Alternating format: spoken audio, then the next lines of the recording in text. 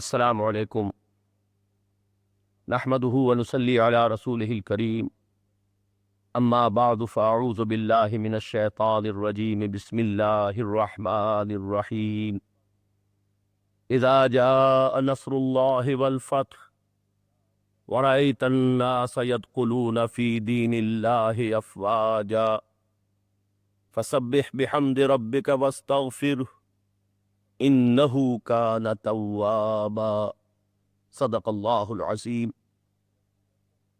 ہم یہ دیکھ چکے ہیں کہ نبی اکرم صلی اللہ علیہ وسلم کی حیات دنیاوی کے آخری 4 سالوں کے دوران، یعنی صلح حدیبیہ کے بعد، حضور صلی اللہ علیہ وسلم کی جد و جہد نے واضح طور پر 2 رخ اختیار کر لیے۔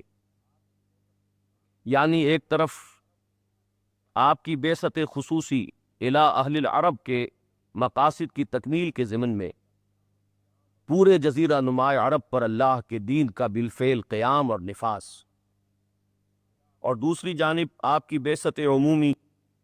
الی کافۃ الناس کے مقاصد کی تکمیل کے ضمن میں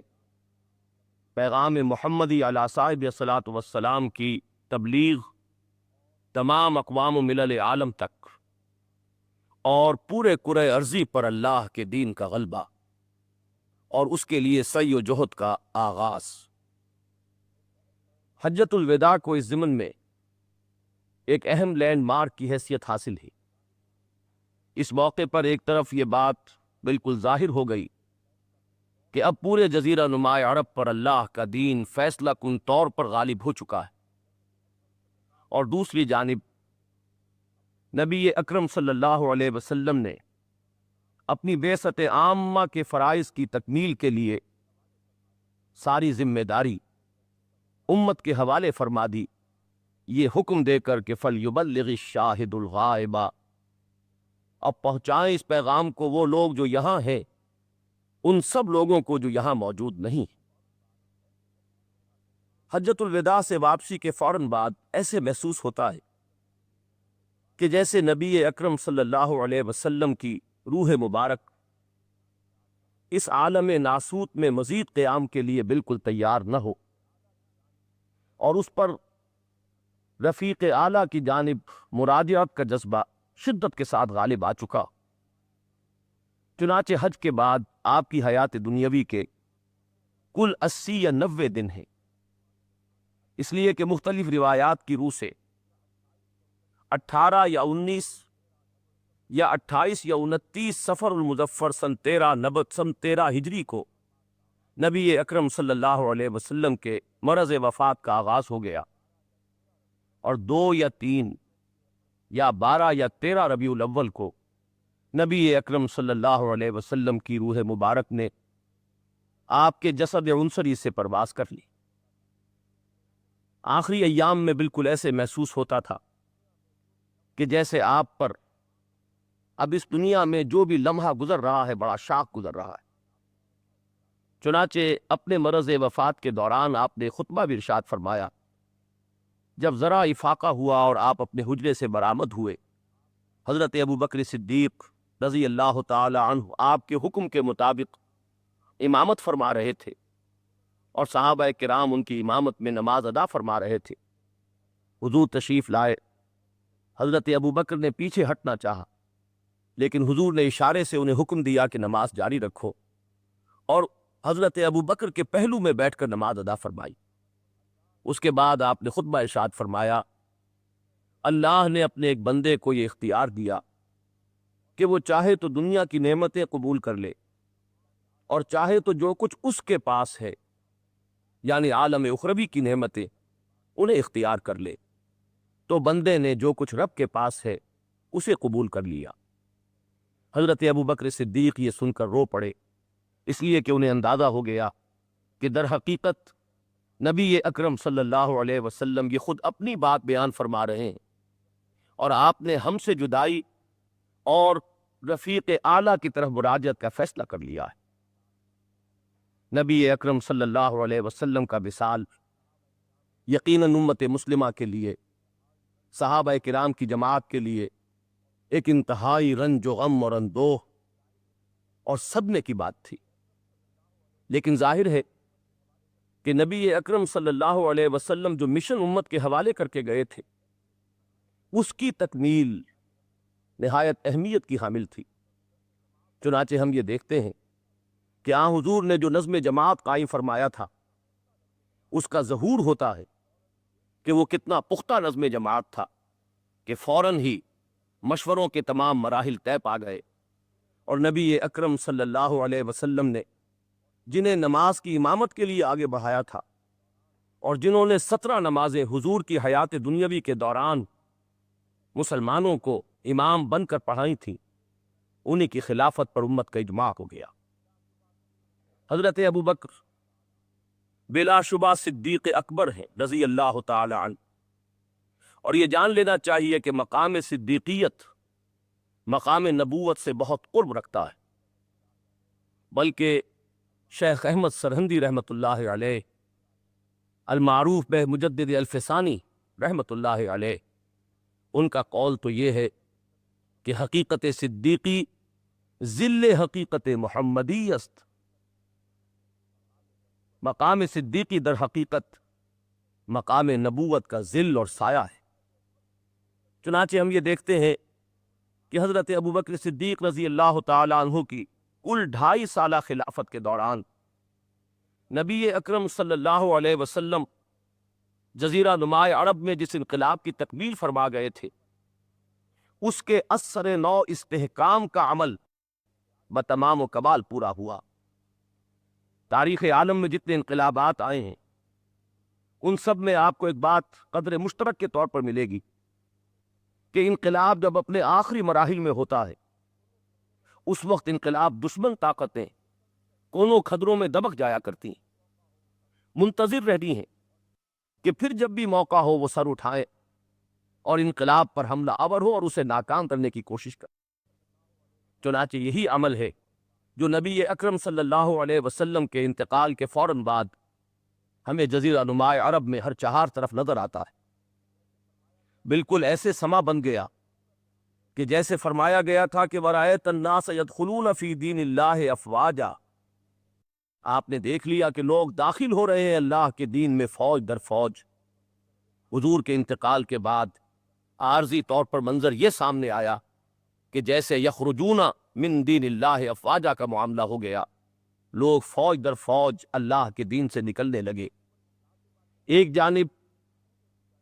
نبوت کاذبہ کے دعوے دار جھوٹے مدعیان نبوت کھڑے ہو گئے اور ان کی دعوت پر بھی لاکھوں کی تعداد میں لوگوں نے لبیک کہا۔ دوسری طرف ایک کثیر تعداد میں لوگ زکوٰۃ کا انکار کر کے کھڑے ہو گئے، ہم توحید کی گواہی دیں گے، رسالت کی گواہی دیں گے، نماز بھی قائم کریں گے، لیکن زکوٰۃ ادا نہیں کریں گے۔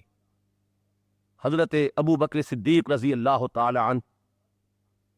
بظاہر بہت ہی رقیق القلب انسان تھے، آپ کا جسم بھی بہت ہی نحیف و نزار ہے، لیکن اس موقع پر یہ حقیقت سامنے آئی کہ اس بظاہر کمزور شخصیت کے اندر ہمت اور صبر اور استقامت اور ثبات کا ایک کوہ ہمالہ مضمر ہے۔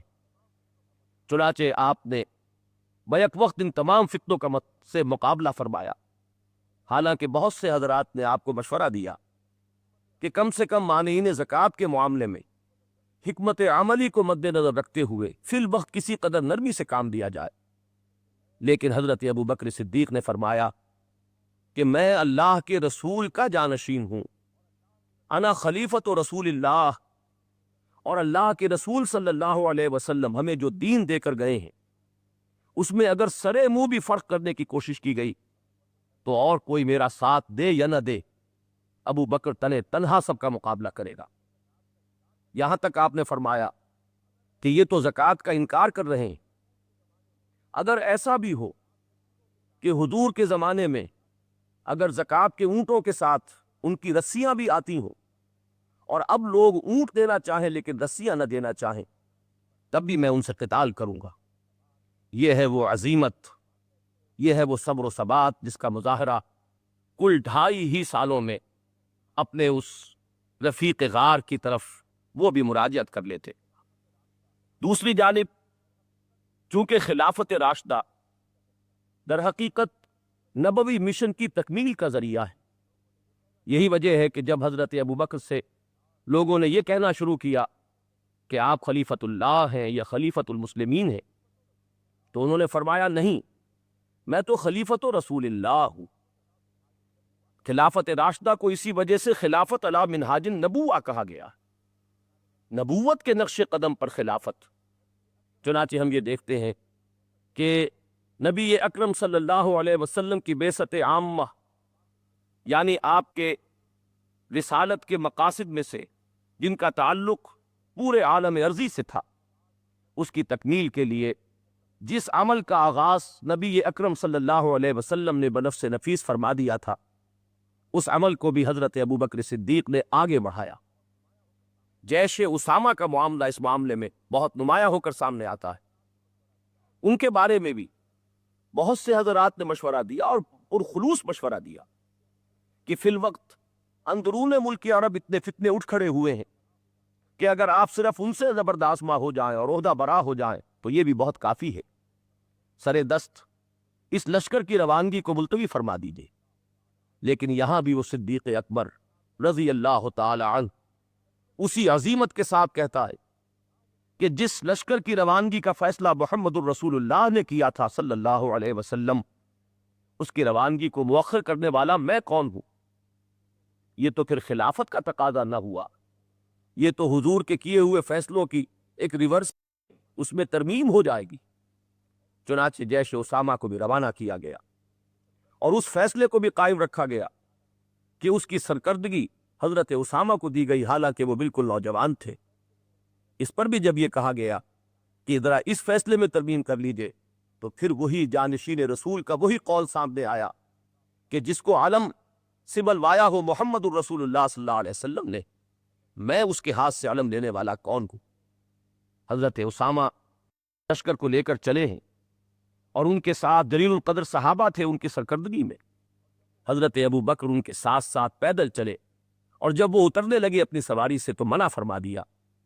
یہ ہے شان حضرت ابوبکر صدیق کی، اور یہ ہے در حقیقت مقام اور مرتبہ خلافت صدیقی کا۔ ایک اور بہت بڑا احسان جو حضرت ابوبکر صدیق نے فرمایا امت مسلمہ پر، وہ یہ کہ قرآن مجید نبی اکرم صلی اللہ علیہ وسلم کی حیات طیبہ تک ابھی کسی ایک کتاب کی شکل میں جمع نہ تھا۔ ما بین الدفتین، جیسے ایک کتاب ہوتی ہے جلد کے دو گتوں کے مابین، بہرحال نبی اکرم صلی اللہ علیہ وسلم نے اپنے حجۃ الوداع میں جو یہ ہدایت فرمائی تھی کہ قد ترکت فیکم ما ان اعتصمتم بہ لن تضلوا ابدا کتاب اللہ، اے میری امت، میں جا رہا ہوں لیکن تمہیں بے یار و مددگار اور بے سہارا چھوڑ کر نہیں جا رہا، میں چھوڑ چلا ہوں تمہارے مابین وہ چیز کہ جسے اگر مضبوطی سے تھام لوگے تو کبھی گمراہ نہ ہوگے، اور وہ اللہ کی کتاب ہے۔ تو یہ بھی مقام صدیقیت اور مقام نبوت کے باہمی اتصال کا ایک مظہر ہے کہ اس کتاب کو ایک مصحف کی شکل دی حضرت ابوبکر صدیق رضی اللہ تعالی عنہ۔ اللہ تعالی ہمیں اس کتاب سے تمسک کی توفیق عطا